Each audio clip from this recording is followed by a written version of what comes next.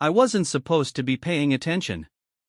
I was sitting on a wooden bench outside St. James's Palace, eating a terrible ham sandwich from a paper bag, watching pigeons argue over a chip.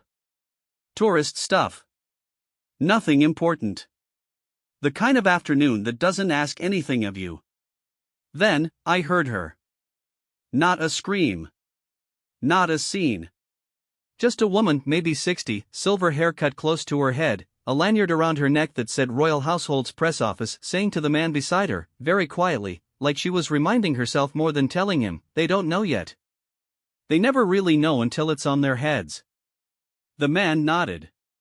He looked tired in that specific way people look when they've been managing enormous things for a very long time. I finished my sandwich.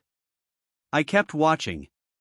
Here's the thing nobody talks about when they talk about William and Catherine becoming king and queen. Everyone talks about the crowns. The ceremony. The gold coach that weighs 4 tons and, apparently rides like a cement mixer on cobblestones. They talk about the gowns and the abbey and which anthem plays first. Nobody talks about the morning after. Nobody talks about what lands on the desk. I've spent the last 2 years quietly obsessing over this, reading constitutional law footnotes, digging through the letters patent nobody frames and hangs on walls, talking to people who work in buildings most tourists photograph from outside iron gates. And what I found wasn't glamorous. It was something stranger than glamour. It was weight dressed up as privilege. Start with the money, because everyone always does, and then we'll get to the parts that actually matter. The Duchy of Lancaster. When William takes the crown, that income, currently running somewhere north of £20 million a year, transfers to him as sovereign. It sounds like a lottery win. In practice, it is a centuries-old land portfolio stretching across Lancashire, Cheshire, and parts of Yorkshire, requiring active management, staff, legal teams, tenant relationships going back generations. Catherine inherits the title of Queen Consort. But there's a quiet, rarely discussed financial architecture that comes with that too: a sovereign grant contribution, household funding, the operational budget of a small government department, because that is effectively what the Queen's household becomes. I asked a woman who used to work in the Lord Chamberlain's office what that transition actually looks like in the first weeks. She laughed. Not cruelly. Just the way someone laughs when they remember something they've survived. The paperwork alone, she said, would bury most cabinet ministers. But here's where it gets interesting. Here's where I stopped thinking about gold coaches and started thinking about something else entirely. There is a privilege, technically a prerogative, a holdover from centuries of common law, that gives the British sovereign immunity from civil prosecution. Not criminal. There are limits. The monarchy is not above everything. But civil suits. Property disputes. Certain categories of legal challenge. The sovereign cannot be compelled to give evidence in a court of their own realm. Think about what that means for a moment. Really sit with it. Every CEO, every prime minister, every billionaire in that country can be hauled in front of a judge and made to answer questions under oath. The king, and eventually William as king, cannot be forced into that chair. It is not a shield they asked for. It is a shield that was welded onto the role before their great-great-great-grandparents were born. William, by every account from people who've worked near him, is not someone who relishes that kind of untouchability. He said as much, in various careful ways, in various careful settings. But it doesn't matter what he relishes. It comes with the crown. I walked past Clarence's house that afternoon after my bench and my bad sandwich. The plane trees along the mall were doing the thing they do in October, dropping leaves in slow, deliberate spirals, like they're not in any hurry to let go of anything. There was a small group of tourists outside the gates. Japanese, I think, 2 couples, one with a teenage daughter who was photographing everything with a seriousness I respected. She wasn't pointing at the guards or the gates. She was photographing the stone itself. The texture of it. The age of it. I thought, she gets it. Whatever is in those walls isn't about ceremony. It's about accumulation. Centuries of decisions, precedents, quiet legal architecture, rights and responsibilities so tangled together you cannot separate them with a scalpel. William and Catherine aren't inheriting a lifestyle. They're inheriting a machine. And the machine has opinions about how it runs. There's a pub called the Two Chairmen, tucked into a Westminster side street narrow enough that two people can almost shake hands across it from opposite pavements.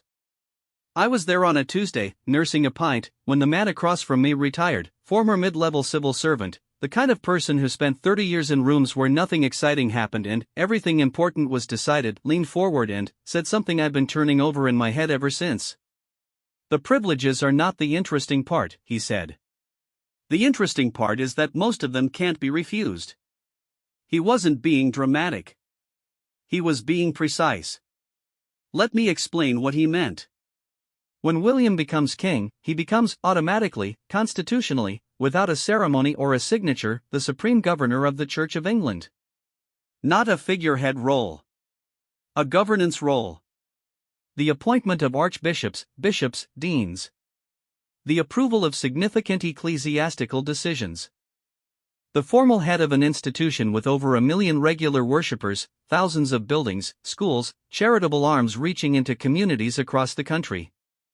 William, by most available evidence, is a private man with a faith he keeps largely to himself. He did not audition for this job. He did not write a cover letter. It arrives anyway. And he cannot hand it back. The coronation oath, the one he will swear on that specific Bible, in that specific chair that has sat in Westminster Abbey since 1308, binds him to it. Not metaphorically. Legally. Theologically. In ways that still carry weight in constitutional law. Catherine, standing beside him, takes on something quieter but no less demanding. The Queen Consort's role has no written job description. It never has. It is defined almost entirely by convention, by expectation, by the accumulated pressure of every queen who occupied the position before. She gets to shape it. That's the privilege.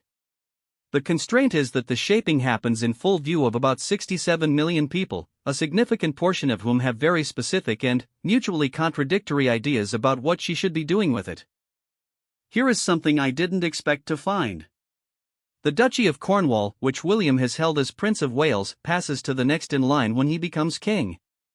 His son, Prince George. Automatically. George is currently 12 years old. He will wake up one morning a child, and, by the time the sun sets, he will be the owner of one of the most significant land portfolios in Britain, roughly 135,000 acres across 23 counties, producing an income of over £20 million annually. He will not be consulted. The privilege does not ask permission. I sat with that for a long time.